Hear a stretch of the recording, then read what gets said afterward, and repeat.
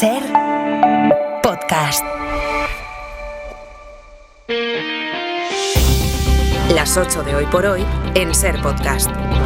Hola, muy buenos días. Si miran el mapa de avisos de la AEMET, verán que buena parte del país aparece esta mañana pintada de amarillo y naranja por los avisos. Hay incluso una zona en rojo en la provincia de Almería. Lo habrán notado ya a esta hora si han salido de casa. La borrasca va a dejar lluvia, frío, viento y fuertes olas en buena parte del país. Se han suspendido las clases en Extremadura y en más de 70 municipios de Cádiz, Málaga y Almería. El riesgo de nieve afecta a toda Castilla y León y en general la situación es complicada o muy complicada en casi toda la península. Jordi Carbó, buenos días. Buenos días. Además, todo irá muy rápido. Por ejemplo, empieza a mejorar ya en Extremadura. Todavía llueve con fuerza en el sur, pero irá desapareciendo. Durante la mañana la lluvia más intensa afectará Castilla-La Mancha, la Comunidad de Madrid y sobre todo Andalucía, especialmente toda la cuenca del Guadalquivir. Pero después, a partir de mediodía, se abrirán grandes claros. La lluvia quedará ya más concentrada en el nordeste de la península y lo que ganará protagonismo es ese viento que comentabas. En el sudeste de la península, más de 120 km por hora,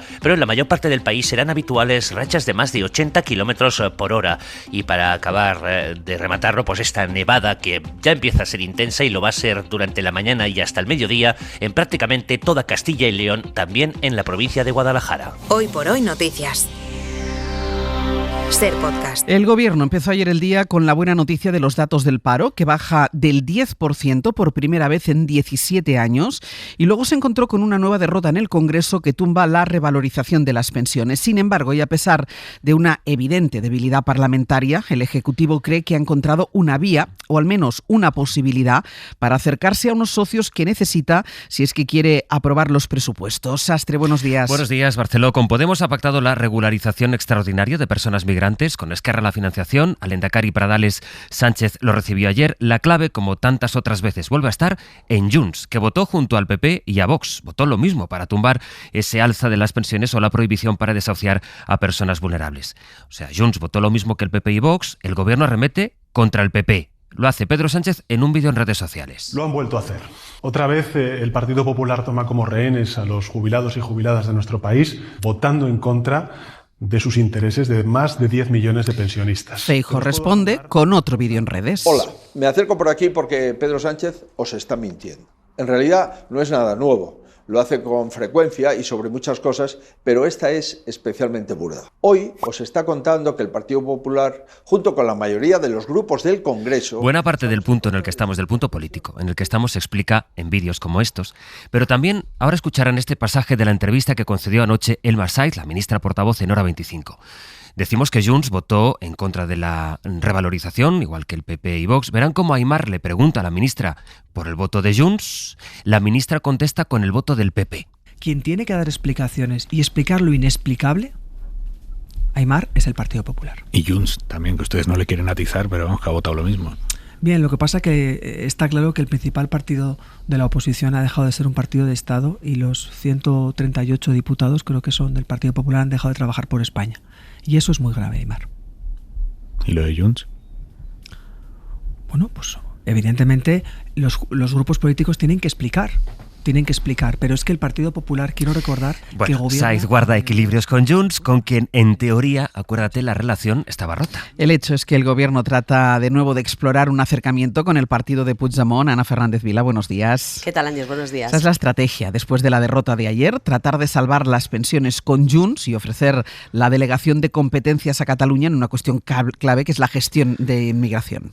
El Gobierno trabaja ya en esa siguiente pantalla, reconstruir puentes con Junts para recuperar las medidas del decreto que cayó ayer, pero también con vistas a futuras negociaciones, incluso los presupuestos, tal y como reconoció ayer la portavoz del Gobierno en Hora 25.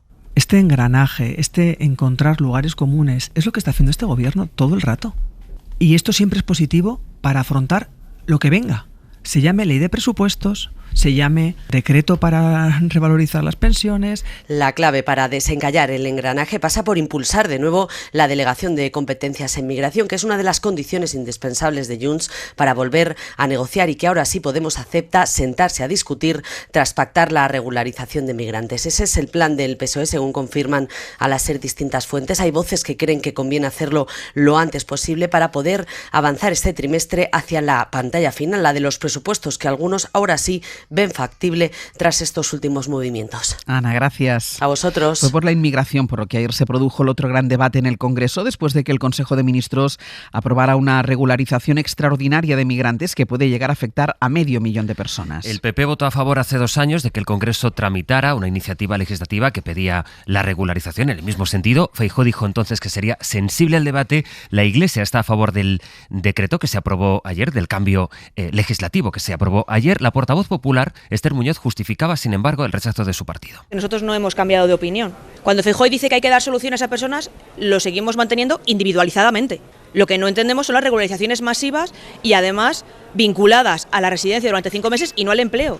En pleno ciclo electoral, con comicios en Aragón, en Castilla y León o en Andalucía, el PP critica la regularización de migrantes que considera que Sánchez plantea como cortina de humo para que se deje de hablar del accidente de tren de Adamuz, y en plena tensión electoral con Vox llevará la medida a Europa. En el contexto de esa competición con Vox, el PP votó en contra de la revalorización de las pensiones porque el Gobierno metió en el decreto otras medidas. El año pasado el PP también votó primero en contra, aunque luego cambió el voto. David Junquera, buenos días. Buenos días. No está el horno a una temperatura que haga factible que el PP le vote nada a favor al Gobierno. Vox aprieta. Hay mucha urna a punto de abrirse y este año los populares se han propuesto no dejarse arrollar por un nuevo ómnibus. Si en 2025 votaron no a la revalorización de las pensiones y ante la presión interna votaron sí, este año no les ablandan ni los mayores, donde tienen una buena mina de votos. Si en 2024 votaron a favor de debatir la regularización, ahora ni la presión de la Iglesia les moverá del no. En Génova han hecho sus propios estudios y están convencidos de que votar que no a subir los ingresos de los pensionistas no les va a erosionar. También defienden que la regularización lo único que hará será espantar a votantes del Partido Socialista. Además, este año cuentan con el apoyo cerrado de todas las baronías, que creen que lo del ómnibus era un cachondeo y que una vez vale, pero 2 no. Así que Génova mantendrá 2 noes con el objetivo de achicarle el espacio a Abascal. ¿Qué efectos tiene una regularización de migrantes? Bueno, los estudios demuestran que la última que se hizo en España tuvo un impacto beneficioso para el conjunto de la economía y lo tuvo especialmente para las personas que pasaron a tener papeles y, por tanto, derechos reconocidos. Pudieron encontrar trabajos más cualificados. Jordi Fábrega. El último proceso extraordinario de regularización de inmigrantes fue el de 2005 y sus efectos económicos fueron positivos. Aumentó el empleo formal y también crecieron los ingresos fiscales. Es lo que concluyen los estudios sobre ese proceso que se llevó a cabo ya hace 2 décadas y que permitió que en 2005 el número de afiliados extranjeros a la Seguridad Social aumentara en más de 600.000 personas. Esto es 4 veces más que en los años previos. Esto demuestra que el proceso afloró empleo negro que pasó a ser empleo formal, con más derechos para los trabajadores y también con más ingresos en forma de cotizaciones e impuestos. Alrededor de 4.200 euros más de ingresos por persona regularizada, dicen los estudios que tuvo de impacto esta regularización. Un proceso que permitió también a los inmigrantes mejorar su situación laboral, porque muchos de los que se dedicaban al trabajo doméstico, por ejemplo, gracias a tener papeles pudieron mejorar sus empleos. Más de la mitad había cambiado de trabajo a los 6 meses.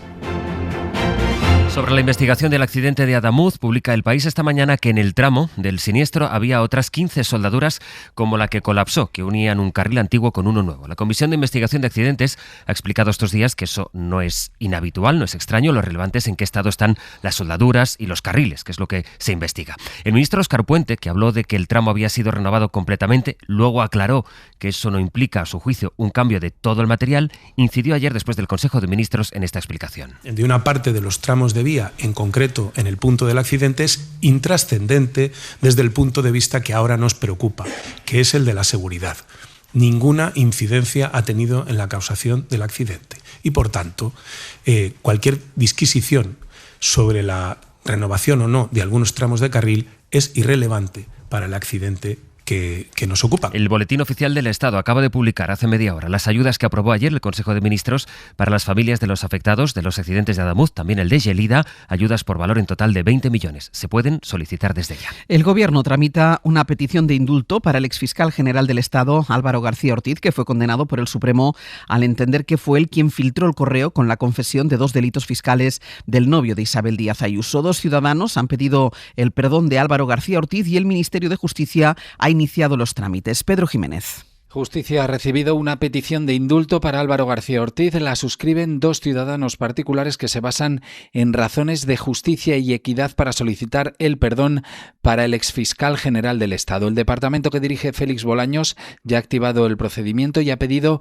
informe al Tribunal Supremo. El indulto es una prerrogativa del Gobierno. Es necesario recabar los informes del Tribunal Sentenciador, de la Fiscalía y también del ofendido por el delito, del perjudicado, que en este caso es el novio de Ayuso, Alberto González Amador. Estos informes no son vinculantes. El Gobierno puede adoptar la medida de gracia siempre que esté debidamente justificada y motivada. Hoy por hoy noticias. Ser Podcast. Donald Trump intenta rebajar la tensión con el estado de Minnesota después de la oleada de protestas por la persecución de migrantes y por el asesinato de 2 activistas a manos del ICE. Esta pasada noche el propio Trump aseguraba que van a desescalar Minnesota. Ha hecho un evidente cambio de tono. El presidente de Estados Unidos promete ahora una investigación honesta ante el asesinato de Alex Pretty, al que miembros de su propio gobierno llamaron terrorista, le llamaron asesino, y ahora Donald Trump dice que ama a su familia. El gobernador de Minnesota, el demócrata Tim Walz, ha contado en la CNN esta madrugada que ha hablado con el llamado zar fronterizo de Trump, al que la Casa Blanca ha enviado porque tiene un perfil más político, menos polémico que el jefe de la policía migratoria, que Greg Bobino. El gobernador agradece el cambio de tono, pero que los agentes de inmigración tienen que abandonar, dice, su estado. Washington, Sara Canals. El presidente Trump dice ahora que todo su gobierno considera que la muerte de Alex Pretty ha sido un incidente desafortunado. We view that as a very unfortunate incident, okay? Everyone, unless you're a stupid person. Todos lo ven así, a menos que seas una persona estúpida, le decía a un periodista, aunque sigue criticando, eso sí, el hecho de que el fallecido llevara una pistola. Mientras tanto, su zar fronterizo, Tom Homan, ya está en Minneapolis para rebajar la tensión y se ha reunido con los líderes demócratas. El gobernador Tim Walz le ha pedido una investigación imparcial y reducir el número de agentes, pero la presión está lejos de desaparecer y prueba de ello es que los republicanos empiezan a alzar la voz. Es el caso del senador de Texas, Ted Cruz. Escalating the rhetoric doesn't help. And it actually loses credibility. Esta retórica no ayuda y les hace perder credibilidad, advertía. Algunos, sin embargo, han ido un paso más allá. Ya hay 2 senadores conservadores que se suman a los demócratas y exigen la dimisión de la secretaria de Seguridad Nacional, Kristi Noem. Alegan que su actuación es inaceptable, aunque Trump, por ahora, la sigue apoyando firmemente. La inmigración, la represión policial, es la gran noticia en Estados Unidos y es el contraste por lo que el New York Times ha tenido en la portada de su edición digital la noticia de la regularización de inmigrantes que aprobó ayer el Gobierno de España. Habla este periódico de medida sorprendente contra una tendencia global que va en sentido contrario